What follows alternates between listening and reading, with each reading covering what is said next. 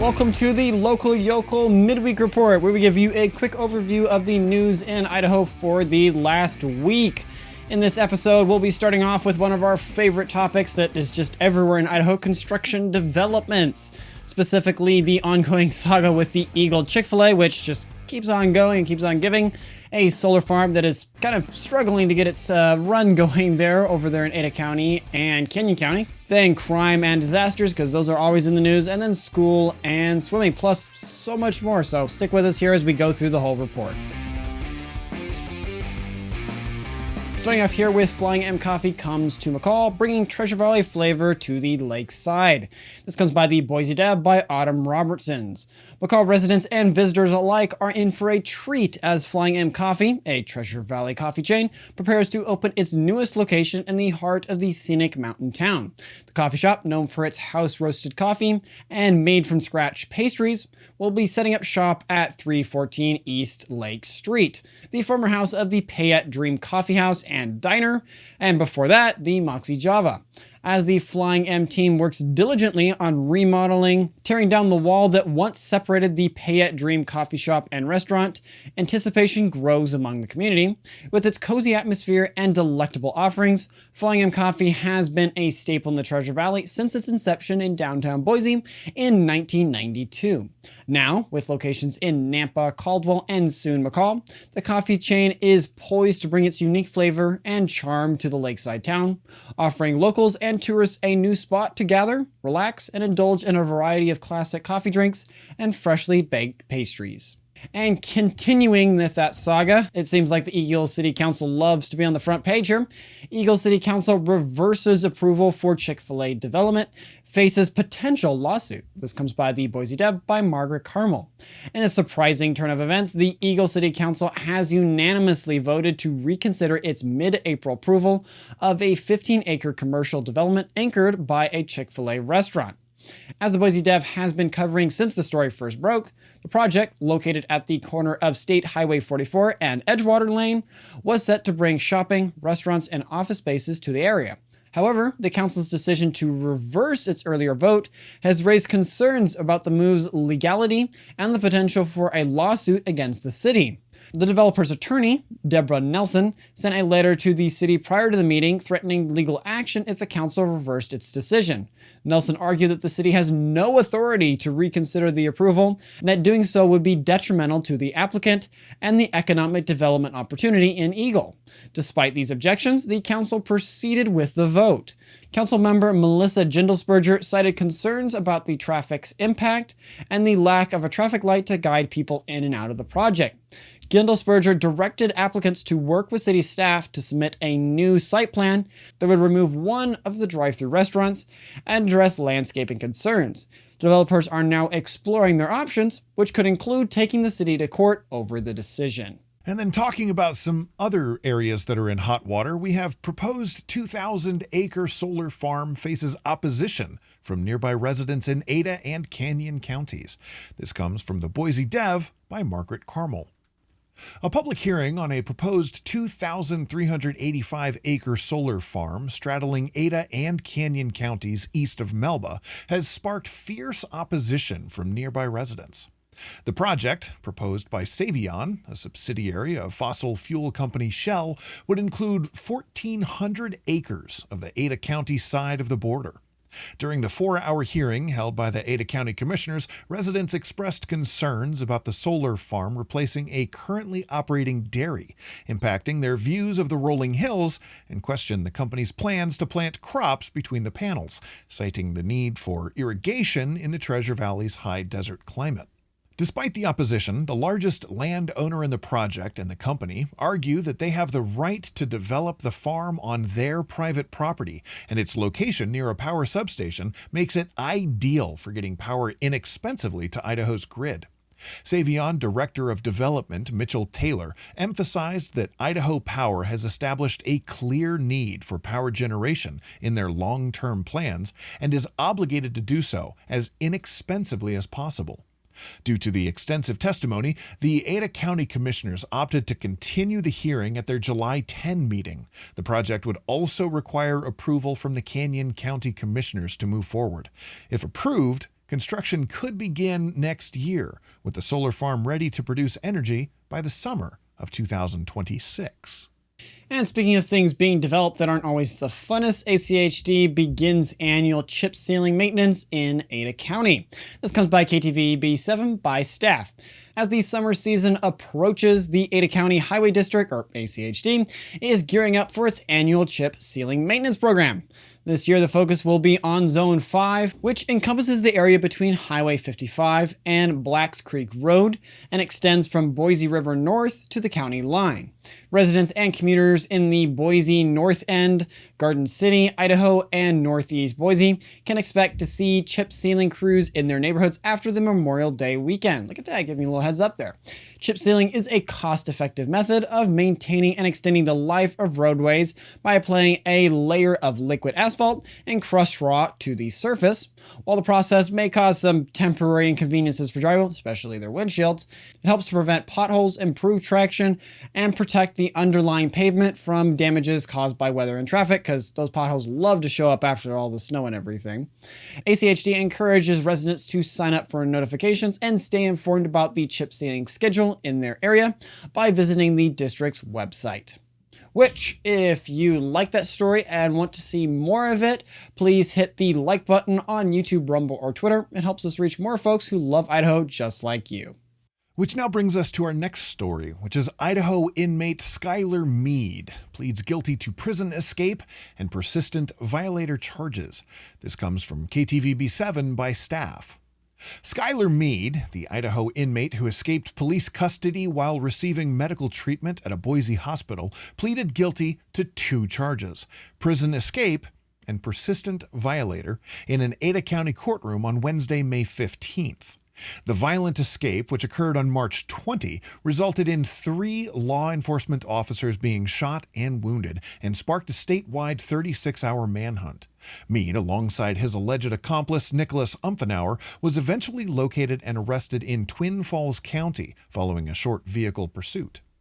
Meade faces 2 additional felony enhancements, which will be addressed in a status conference hearing on June 20, with sentencing scheduled for July 19 in Ada County.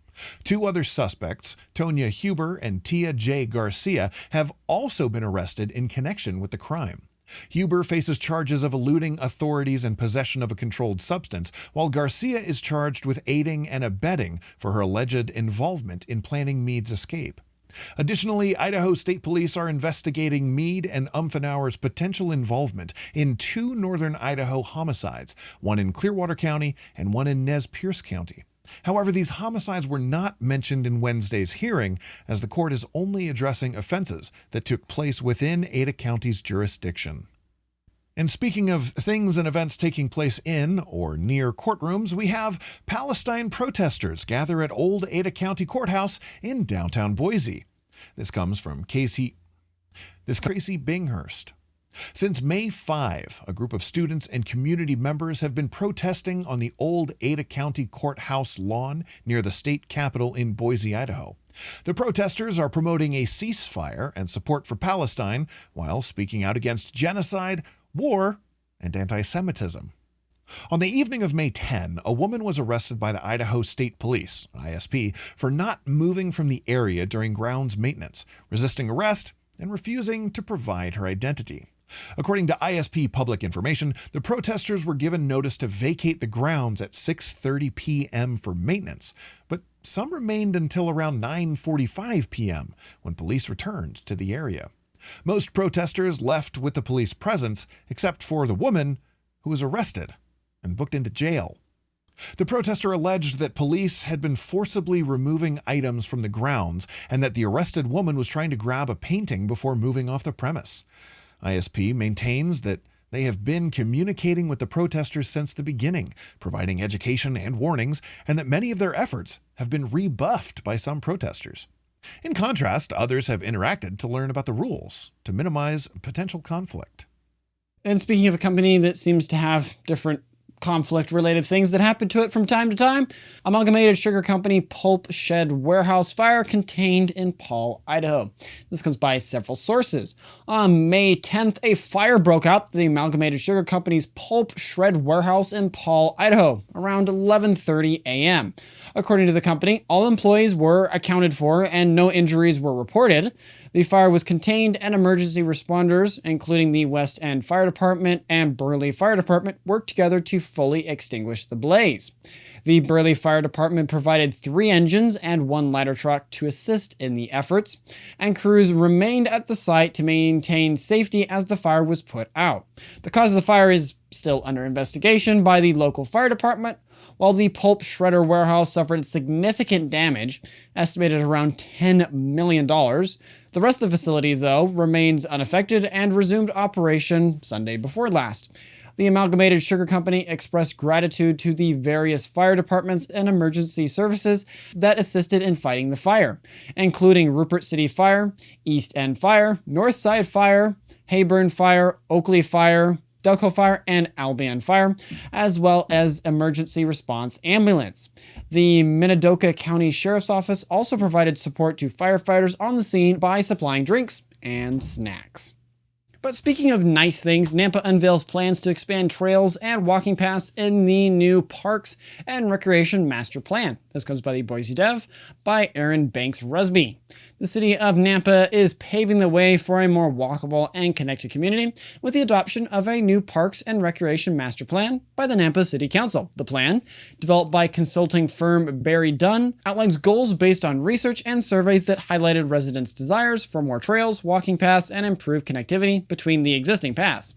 With walking being the most popular form of exercise among Nampa residents, the city aims to prioritize the expansion and enhancement of its trail networks. In addition to the focus on trails and walking paths, the master plan also explores the possibility of adding a second recreational center north of I-84 to complement the beloved Harvard Rec Center. The city is considering partnerships with developers, the YMCA, or the Valley View School District to bring this project to fruition.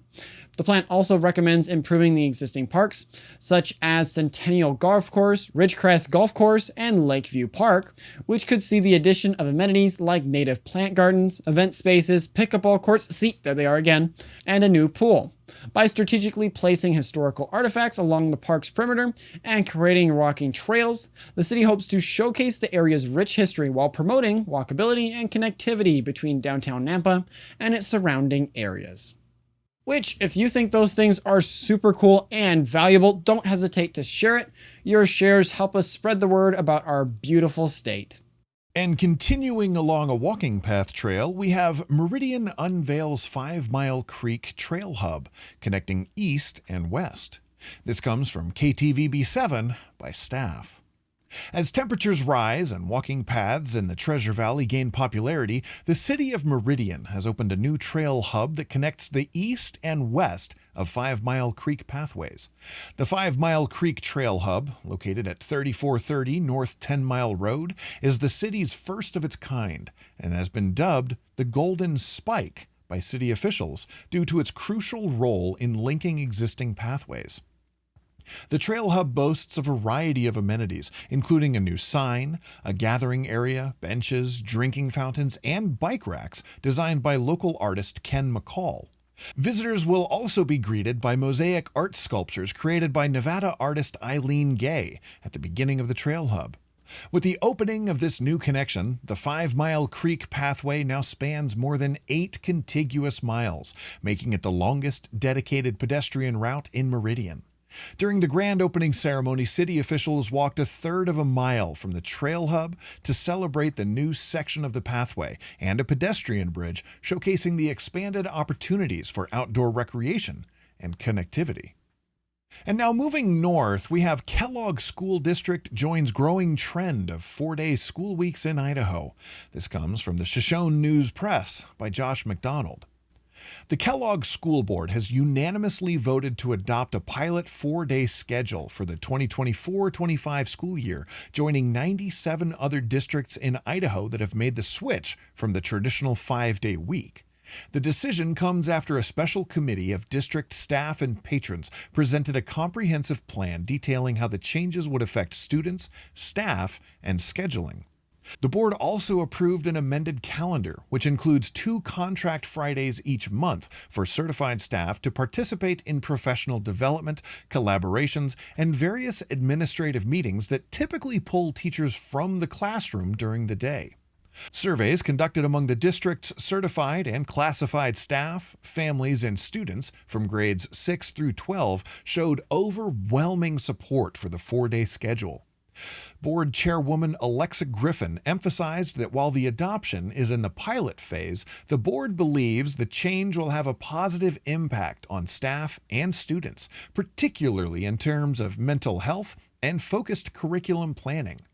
The district will closely monitor the situation to ensure that the new schedule remains in the best interest of its staff and students.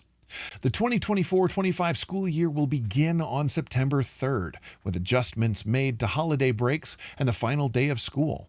School day lengths will also be increased by 15 minutes at each of the 4 buildings in the district to accommodate the new schedule. And staying up north, Albany Falls Dam spill gates issues delay Lake Penderay refill. This comes by the Bonner County Daily Bee by Lauren Reichenbach. The U.S. Army Corps of Engineers has announced that spill operations at the Albany Falls Dam will be restricted for an extended period due to base metal flaws and defects discovered on a recent rehabilitated spillway gate. As the spillway gates were all constructed in 1955 using the same type of steel, the U.S. Corps of Engineers is developing a schedule to evaluate all the gates for similar defects.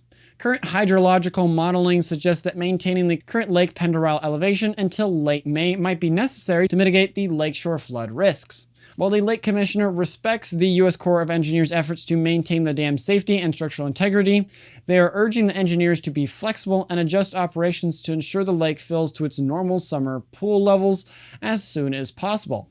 Residents are concerned about the low snowpack this year and its potential to impact the lake's refill levels. However, the U.S. Corps of Engineers emphasized that filling the lake immediately would not be prudent, as storage space must be maintained to guard against sudden high spring inflows caused by rain or snow events. The Corps expects to have more clarity on the snowpack runoff levels and their effect on the lake's refill levels after the recent warm temperatures in the region. To sustain current lake elevations, the U.S. Corps of Engineers may need to remove one gate when inflows are predicted to exceed the full powerhouse capacity of approximately 3,000 cubic feet per second. And speaking of things with water and reservoirs, southeast Idaho lakes and reservoirs receive nearly 48,000 rainbow trout. This comes with East Idaho News by staff. Anglers in southeast Idaho have a lot to look forward to this month, as the Idaho Department of Fish and Game plans to stock nearly 48,000 catchable-sized rainbow trout in various lakes, reservoirs, and ponds throughout the region. Despite the unpredictable spring weather, these additional fish should provide ample opportunities for fishing enthusiasts to enjoy the great outdoors. Some of the notable stocking locations include the Blackfoot Reserve, which will receive 19,000 rainbow trout, making it an even more attractive destination for anglers seeking rainbow trout, cutthroats, and smallmouth bass.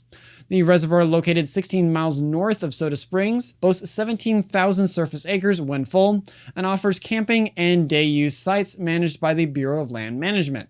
Other popular fishing spots set to receive rainbow trout include Bear River below Oneida Dam, which will get about 3,000, Genesee Grove Park Pond in Blackfoot, which will get 2,500, and Montpelier receiving 5,000. Smaller ponds like Digger Gravel Pond, Keller Park Pond Upper, and Montpelier Rear Pond will also be stocked, providing excellent fishing opportunities for anglers of all ages in more intimate settings. As always, stocking is tentative and dependent on water conditions and weather, so anglers should check the Idaho Fish Planner on Fish and Game's website for the most up-to-date information. Which, if you've loved our content thus far and don't want to miss any of it going forward into the future, make sure to subscribe or follow us so you don't miss any of our future content. And continuing to talk about water sports, we have hold off on floating the Boise River. Conditions are still too dangerous. This comes from KTVB7 by Jude Binkley. As the weather warms up in Boise, many are eagerly anticipating the start of the Boise River float season. However, Ada County Parks and Waterways Director Scott Coburg warns that despite the temptation to cool off in the river, conditions are still too dangerous for floating. Currently, the river is cold, with temperatures around 50 degrees, and the water is flowing at a rapid pace of approximately 2,000 cubic feet per second, or CFS, which is nearly twice the typical flow rate during float season. Last week, a woman was hospitalized after jumping into the Boise River, highlighting the risks associated with entering the water prematurely. The Boise Fire Department conducts an annual sweep of the river to clear out hazards and debris before float season begins, but they require lower flow rates to safely carry out this task. Coburg emphasizes that sustained air temperatures of 80 degrees or above for a consistent period are necessary before the river can be deemed safe for floating. Historically, the official start of float season has been around the end of June, and an official date will be announced on the Float the Boise website, which also provides an interactive map and up-to-date information on river flows and water temperature. While the excitement for this summertime staple is understandable, Coburg urges the public to be patient and wait for the official announcement to ensure everyone's safety. And continuing to talk about exciting things this summer, we have McCall City Council extends 4th of July alcohol ban for 2024. This comes from the Boise Dev by Autumn Robertson. The McCall City Council has voted to extend its annual 4th of July alcohol ban, which prohibits the possession and consumption of alcoholic beverages in city parks adjacent to Payette Lake. The ban, which has been in effect for the past 7 years, typically runs from July 3rd at 8 p.m. through July 5 at 8 a.m. However, with the 4th of July falling on a Thursday this year, the council has decided to pass a resolution extending the ban through Sunday, July 7 at 8 a.m. for the 2024 season.